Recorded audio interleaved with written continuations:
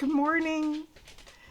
I finished off last time talking about blocks to healing and introduced the first block, which is unforgiveness. But actually, I need to go back a little bit in referring again to Henry's book, A More Excellent Way, Be in Health. I've just recently learned that Dr. Henry Wright passed away in 2019. I always had a dream to go to Atlanta and meet him, but hey, I'll meet him in heaven one day. So he talks about the chastening of the Lord. I know that we're really glad that he does it, but when he does do it, it's not always so great. It's not a great experience because it's like being disciplined, right? No one likes discipline at the time, but afterwards we've learned a new lesson which is going to help us.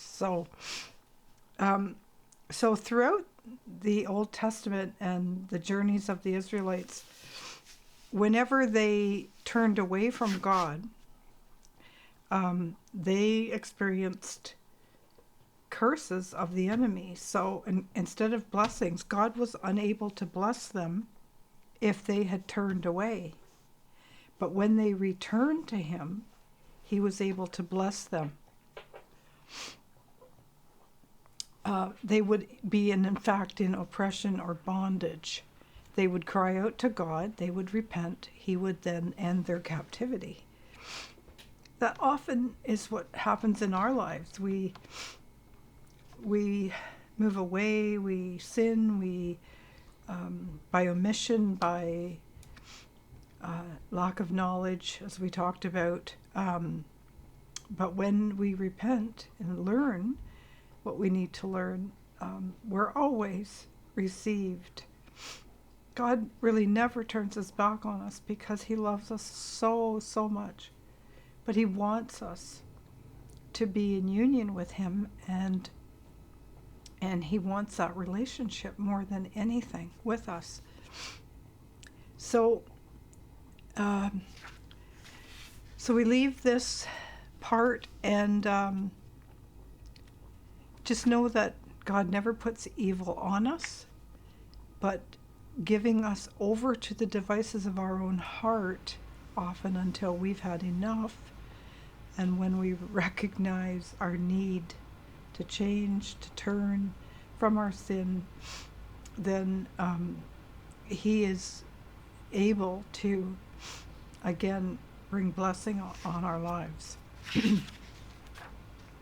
Now, one of the blocks to healing I mentioned is unforgiveness, but actually before unforgiveness happens, bitterness is the principality that leads us down the dark path. Bitterness is a principality of the enemy. Ephesians 6:12 tells us that our battle is not against flesh and blood, but against against principalities, powers, and spiritual wickedness in high places, and the rulers of the darkness of this world. So that comes directly out of Ephesians 6:12. If we're in conflict with one another,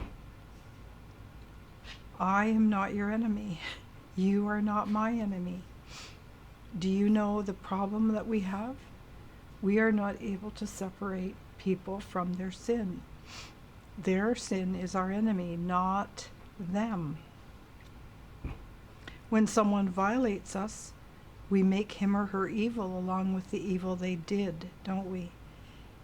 We have to be able to separate people from their sin. God didn't create us from the foundation of the world as a sinner. He created you and I from the foundation of the world as saints before him, and as his sons and daughters forever.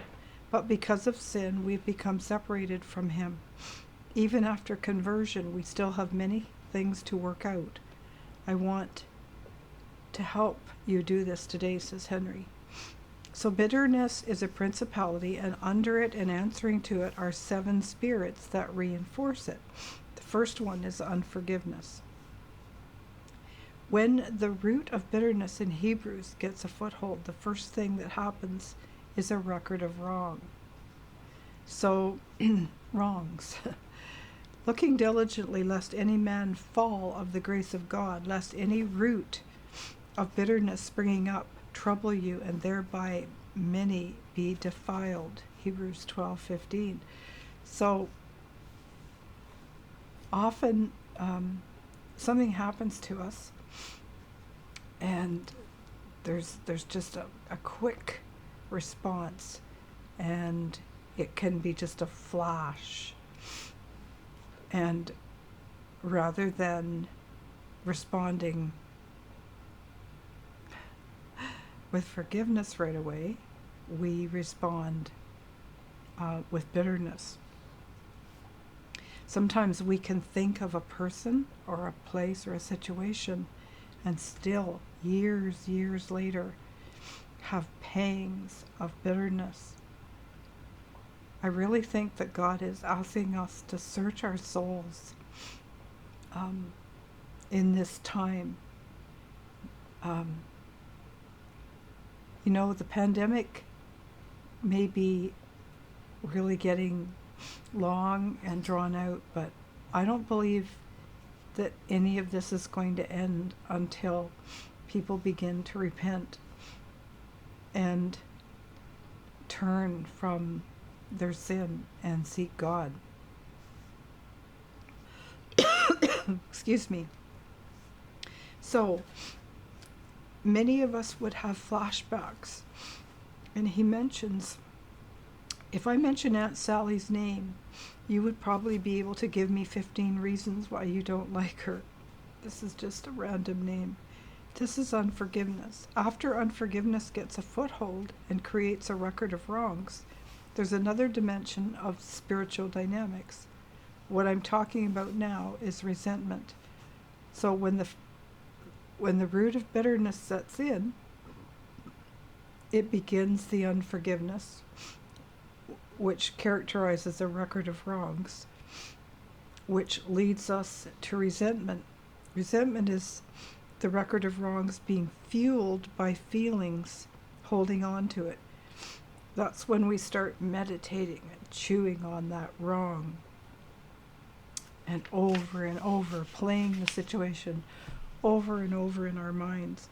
It's amazing to me that when we have feelings of resentment, we think about Aunt Sally up here in our mind, but we feel her down in our heart. Why is it that you think about Aunt Sally up here, but feel her down in here? Because your mind is where your soul is, and your spirit is where your heart is. We are a spirit being, we have a soul, and we live in a body. Resentment is a spiritual problem, not a psychological problem.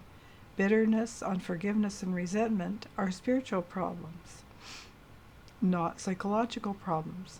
You can take these keys and use them in any spiritual conflict you have in your life. This gets us right here in our heart. This is what separates us from others. And it's the foundation of fear, which may come later. Fear of man, fear of rejection, fear of failure, and fear of abandonment. We go and hide. So next time, I'll talk about how the rest of these unwanted spirits follow in the pattern, and then what does God expect of us at the end of it all? 70 times 7. We need to forgive. No choice. We need to forgive if we expect God to forgive us. So that's your word for today, and we're going to find out next time that the root of bitterness actually manifests in the body and causes disease. So it's a principality and it's nasty and we don't want it. Absolutely not. So I hope that really spoke to you today. I'm right here with you. I've been here, done that. I've walked this road. I was bitter toward my mother for years and years and years, bitter towards teachers who treated me very, very badly. But I learned that if I held on to that bitterness and unforgiveness, then it only would hurt me in the end. And I just didn't want to live in that kind of misery. So I hope it ministers to you too. And I just love you guys. I hope that you will give us some feedback. We love doing these devotions and we hope that they're helpful. God bless. See you on, what's today, Tuesday? No, mine's for tomorrow, Wednesday, and so I'll see you Friday. Okay, bye-bye.